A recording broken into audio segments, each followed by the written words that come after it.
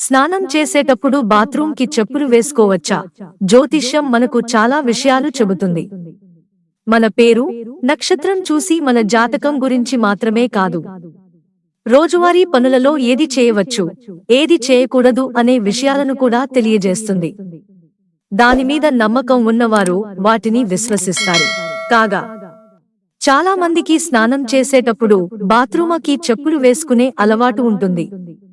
Special గా bathroom chappals అని కూడా వాడతారు.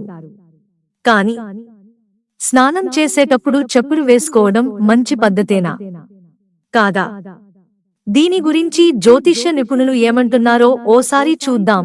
జ్యోతిష్య శాస్త్రం ప్రకారం మాత్రం స్నానం చేసేటప్పుడు పొరపాటున కూడా చెప్పులు వేసుకోకూడదట.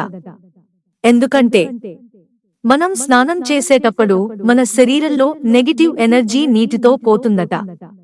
అలాంటప్పుడు మనం కాళ్లకు చెప్పులు వేసుకుంటే ఆ నెగటివ్ ఎనర్జీ పోకుండా ఆగిపోతుందట.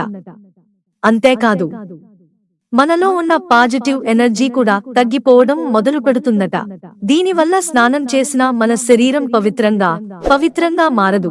ఇది కాకుండా మనం చెప్పులు లేకుండా స్నానం చేస్తే మనకు భూమి నుండి దైవిక శక్తి లభిస్తుందని, శారీరక అనారోగ్యం నుండి ఉపశమనం పొందుతామని నమ్ముతారు.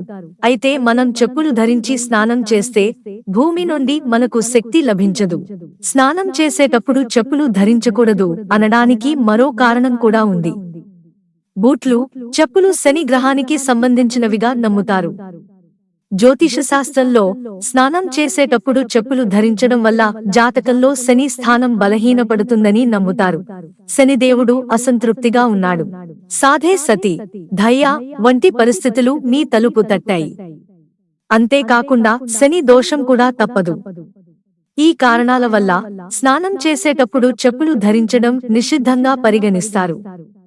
శనిదోషాలు రాకుండా ఉండాలంటే చెప్పులు లేకుండా స్నానం చేయడమే మంచిది. మిత్రులారా, ఛానల్ సబ్స్క్రైబ్ చేసుకోవడం మర్చిపోకండి. ధన్యవాదాలు.